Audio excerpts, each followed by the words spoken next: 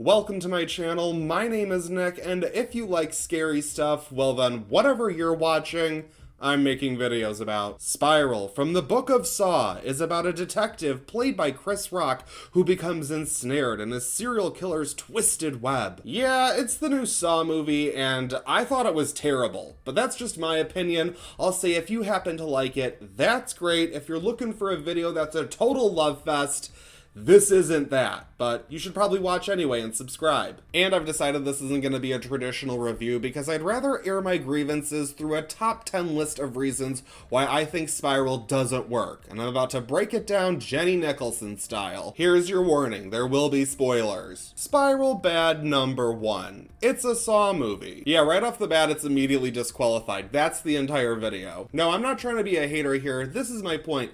This is supposed to be a reboot of the franchise that has become dormant after, the last reboot failed miserably. And this is the most basic Saw movie. This is more basic than dressing up as Harley Quinn for a Halloween. I'm not the biggest fan of the Saw franchise. I really don't know who is, but I do have some fond memories of going to see a lot of these sequels back when they came out in theaters when I was a teenager, because every year, if it's Halloween, it must be Saw. If it's Halloween,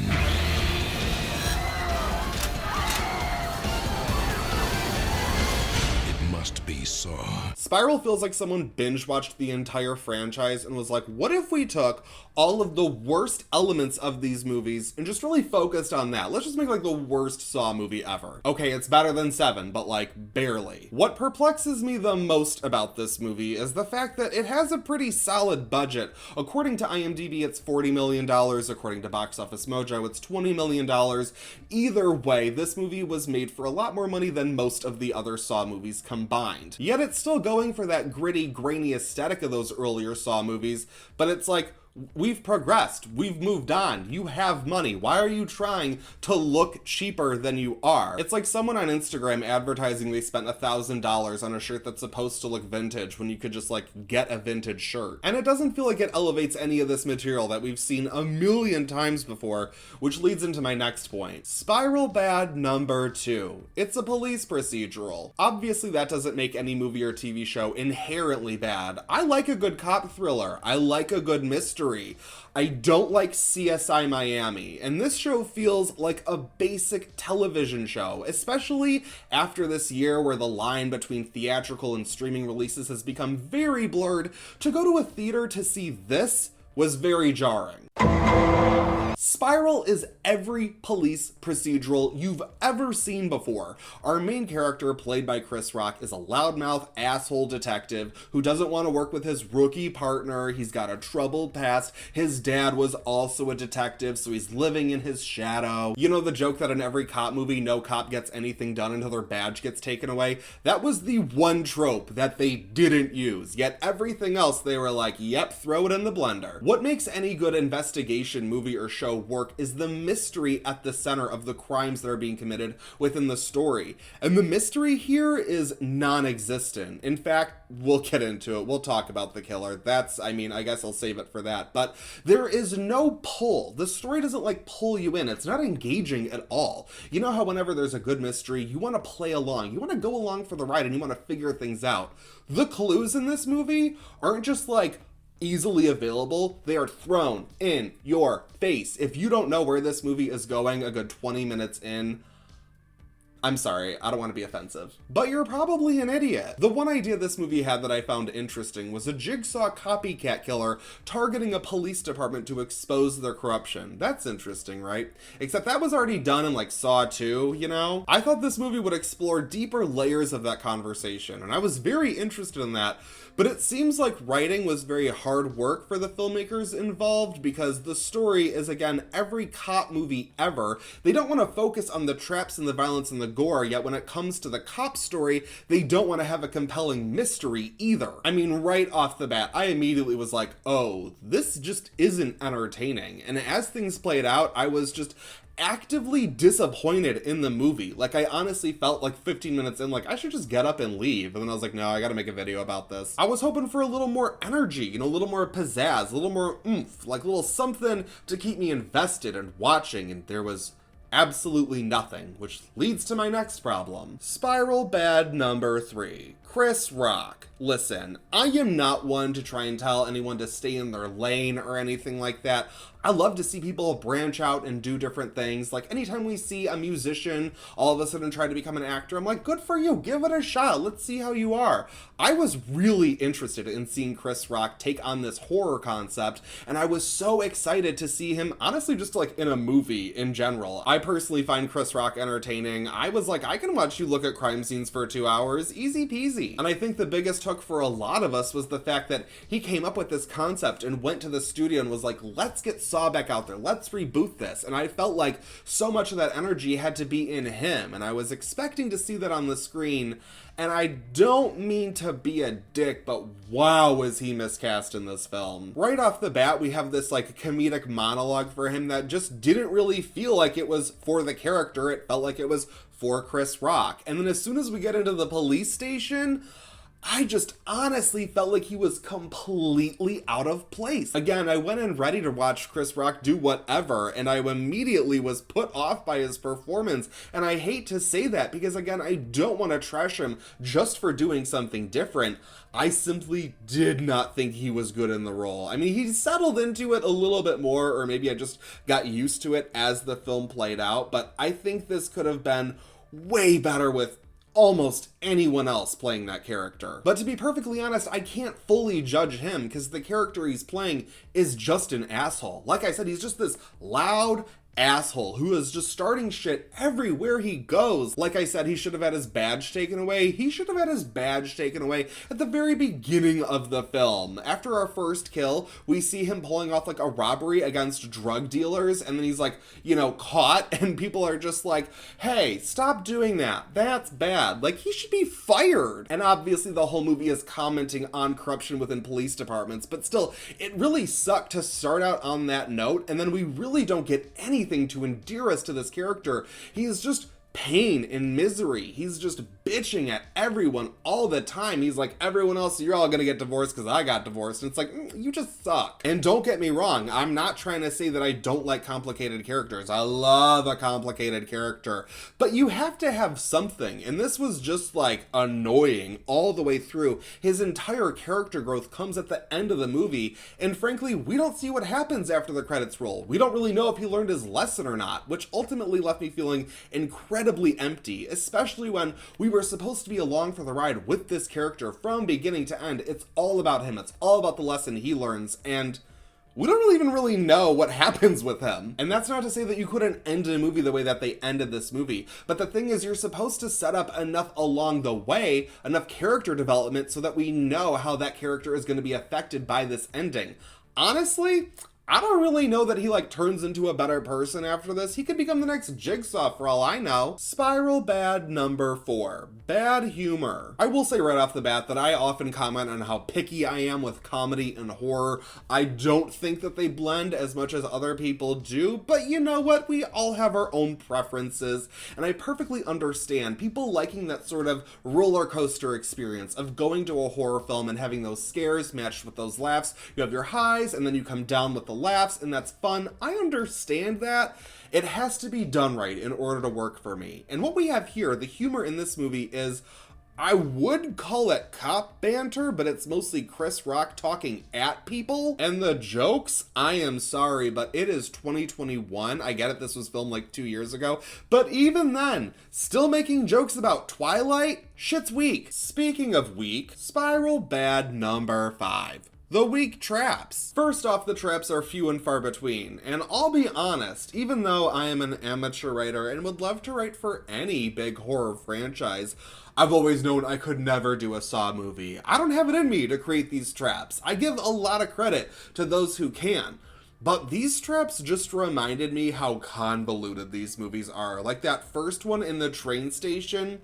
The setup of all of those things, like, happening in sequence in order to get this character into this tunnel to then be attacked and set up. Like, how is our Jigsaw copycat, like, in between trains coming through this tunnel, setting up this whole apparatus where this character has his tongue in this trap and he's supposed to drop and have his tongue ripped out to escape, which also, I am not a medical professional, and I'm talking out of my ass right now because I didn't Google it. If you want to Google it, let me know. But last I checked, if you have your tongue ripped out, that kills you. Like, I'm really quite sure I read that somewhere, because I've always had that in the back of my mind for writing for kills, you know? Right off the bat, I was like, these traps are unwinnable, especially once we got to the second one, and it's like, you only have 2 minutes to rip your own fingers off. Like, I don't even know if 2 minutes is enough time to rip my fingers off. Like I said, I am not the biggest fan of torture flicks. It's very easy to disturb me with these movies, and the only time I really felt like any tension at all was during that second one, but it was really disrupted because we didn't actually get to see that sequence play out until later, which I thought was a horrible mistake, especially with the one trap, the one that they don't show you. It's a huge problem. We'll get to that. Back to complaining about the setup of these traps, because I have to say, it was easy to go along with it, like especially in Saw 3. You want to tell me some serial killer has rigged this entire warehouse building with all of these different traps and you got to work your way through them? I'm fine with that. But if you want to tell me like, oh, this killer in between doing all of his police work, let's just throw it out there right now, is also going into tunnels, setting up traps, going into like, I don't know, where was the second one? I don't even care. It doesn't matter. Going here, there, and everywhere else to set up these traps, it doesn't work for me. I just don't buy it. I like the idea of them stretching out those traps to try and fit in with this investigation, but the investigation plot that this movie is mostly focused on sucks. For the sake of it, let me say that my favorite trap was I think it's the second to last one. Not the last one, but the second to last one with that dirty cop who is strung up and there's like the glass shards shooting at him. I didn't know how that was supposed to like logistically work, but I didn't care. That was one where I'm like, it's just cool, let's just go with it. But I also was kind of like, why didn't he just let him die? I mean, he dies anyway, because again, these traps are unwinnable. This is just punishment, which I get. That's at least my take. But I think it would have been like a little bit more emotionally powerful if Chris Rock was like, you know what, I could try and save you, but I don't need to, and I'm just gonna let you die. That would have worked for me a lot more than him like kind of trying and then being like, oh, you're dead, I guess I'll move on. And let's move on to truly the biggest problem with this movie as a whole. Spiral bad number 6, the execution. Let me start out by saying that I don't enjoy singling out a particular filmmaker and just, spewing a bunch of trash on the internet. I don't think that's cool. I do have what I think are some very valid criticisms here, because when you look at the movie as a whole, I think it all comes down to just plain poor direction. The performances are stilted pretty much across the board except for Sam Jackson. The story really has, again, no energetic pull. There's no investment in it. And again, the traps just didn't have any kind of gruesome, scary squirminess that really got to me. It's kind of like, you know how people can pull off a jump scare. Like James Wan is so good at pulling off a jump scare, even though jump scares suck. He manages to infuse those scenes with that energy that works for you as an audience member. Watching these trap sequences and the kills, it just kind of felt like we were going through the motions. And again, I cannot stress enough how little I cared about the cops piecing these clues together in a molasses slow pace. The reason I can't help but lay all of the problems of this film on Darren Lynn Bousman's shoulders simply comes down to the fact that he directed 3 other Saw movies before. This movie is so mediocre. Again, from the acting, to the horror elements, to the actual story being presented on screen, everything feels so flat, except for Sam Jackson, because of Sam Jackson. Again, I really love Saw 3, like more than most people I've realized, so I was very excited to see him come back, but as I watched the movie, I was just like, dear Lord, never again. Could I do better? Probably not. I'm just a shitty YouTube reviewer, but I also haven't made 3 Saw movies before. I think this was just a huge missed opportunity, and I wish for him that this movie was better, but I also think he's the reason it sucks so much. This leads into the most glaring issue with this film. Spiral bad number 7. The obvious killer. This movie committed a cardinal sin in the horror genre, and that's that we're already going there. You guys saw, you know what happened.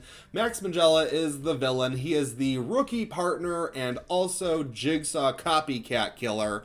And it is so obvious. I mean, it's really obvious. Like that line when he points out in the police station the picture of Sam Jackson and he's like, you know, talking to Chris Rock's character like, oh, that's your dad. He's the reason I started all this. I was like, started all what, bitch? And to lead into the most obvious fake out of all time, as soon as this was playing out, I was like, wait.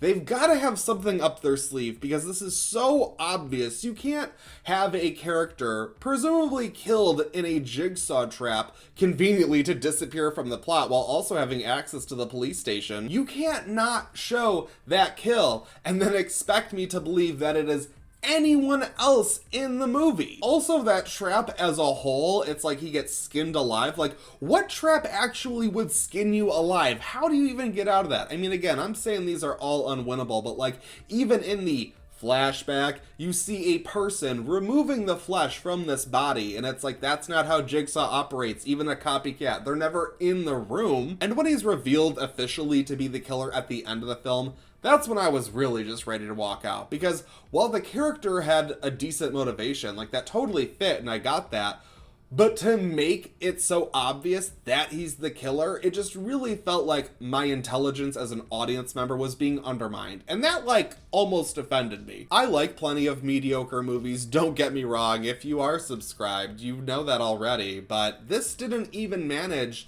to hit that kind of bad movie fun that I look for in like the other Saw movies. This was a genuine slog to get through, which of course leads to reason number 8. Spiral bad number 8. Time. What do I mean by that? Well, really, I mean the pacing of the movie and the story. It's only an hour and a half, technically, yet walking into that movie theater to watch Spiral, I felt as though I was transported into an alternate dimension where time knows no bounds. As soon as the credits rolled, I got up and I walked right the fuck out of there, and the theater employee, who always has colorful comments for me, noticed me leaving and he was like, oh, leaving already? Well, that was short. And I was just like, well, you know, easy enough for you to say, dude. You know, you got to stay out here and sweep the floors. I had to watch this fucking movie. Because this entire investigation / mystery or whatever had zero energy to it, and the film wasn't focused on kills and traps and such, it was just a meandering experience where I felt like I was just watching Chris Rock run around, you know, fucking with drug dealers and stuff. Well, the meat of the movie, what I wanted out of it, it felt like it kept being like, you know, kicked down the road a little bit. Like, we'll get to it. We'll get there. And it really never did. Spiral bad number 9. The horrible mishandling of Samuel L. Jackson. This was absolutely egregious to me. Okay, Samuel L. Jackson can punch up any movie. Anytime he came on screen, I was like, oh, look, someone from an actual movie wandered over and they made it in here. Great. If I was making this idea, which I'm not saying that I have the best ideas, but this is what I would have liked. If I had Samuel L. Jackson signed on to a Saw reboot, I would have been like, I'm so sorry, Chris Rock. That's so nice that you came in. We're removing you from this entire movie, and it's about Samuel L. Jackson. Because you guys know the typical formula of all Saw movies. It's really just an excuse to have all of these traps. The whole franchise, all of the sequels were just chasing the trend of the mid-2000s of torture porn. And if you're going to reboot this franchise in any way to make it relatively fun, at least in my view, would be to have Samuel L. Jackson play the lead detective character. Have him weave his way through all of these different crime scenes where these other cops got sucked into these traps, and he kind of exposes their backstories and their corruption. So we get to see plenty of these traps play out, but with characters we don't really mind seeing being torn limb from limb because they're terrible. But then you have Samuel L. Jackson punching up those boring scenes of just, you know, basic detective work because he's just so good at line delivery. Like, I'd be fine with that. I would be fine with that very basic, like, Saw 5 kind of movie, but with Samuel L. Jackson, I think you could make it almost funny and fun. The best scene in this movie is when he's walking around a warehouse with his gun out going, you want to play games, motherfucker? I'm like, I do! That scene right there had me going, this is what this movie should be. That is exactly what I want to see out of a Saw movie. Whatever else they're cooking up over here, I'll pass. Spiral bad number 10. Why Saw? As I conclude this video and feel that I've fully vented, thank you so much, I just have to ask, like, why Saw? You know, like, I get it.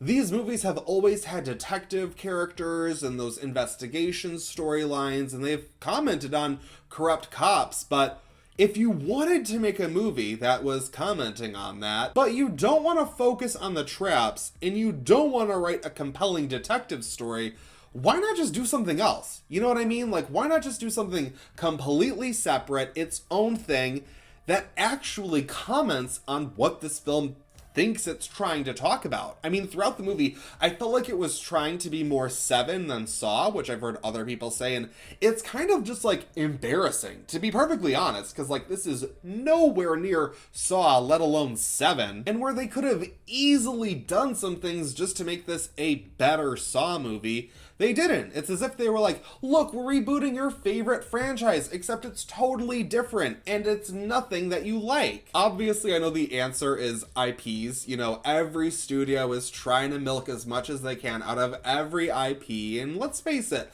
Lionsgate isn't doing as well as they were back when these movies were hot, so I get it, but it's really just the lack of effort, and the fact that this movie just feels like it's not trying at all. This movie, like, as I was watching it, it felt like someone was writing the film being like, God, I really hate writing movies. Who am I to make any declarative statements, you know? But I think this puts the nail in the coffin of the Saw franchise. Like, this is what I liked about it, and this is what I would like to see if they were to keep Saw going forward.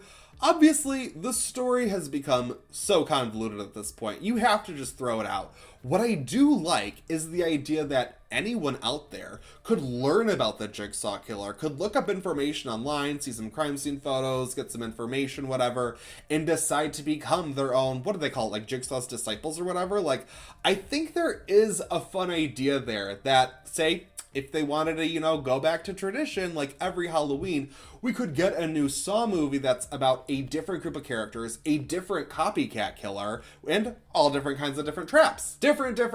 That's what I would like. I would watch more Saw movies if they did that, honestly. If they were to take this formula and, you know, the whole idea of morality and apply it to all different kinds of characters and different social groups and whatnot, I think there are plenty of different conversations you could have, as long as this doesn't turn into, like, you know, The Purge, where we present ideas and never discuss them. That leads into, I guess, another bigger problem with, like, why Saw? Like, if you want to have this conversation about police corruption and police brutality and all of that, which, like I said, they've touched on this in the franchise before, so it kind of makes sense to utilize it. I get that. It's the fact that they didn't say anything. It's the fact that they really didn't go anywhere with it that just really makes this feel like a complete waste of time. On to the breakdown. For concept, I'm gonna say this gets a 1 out of 5, because it's every police procedural ever made, as I've already stated. For execution, I have to give this a 1 out of 5, because it was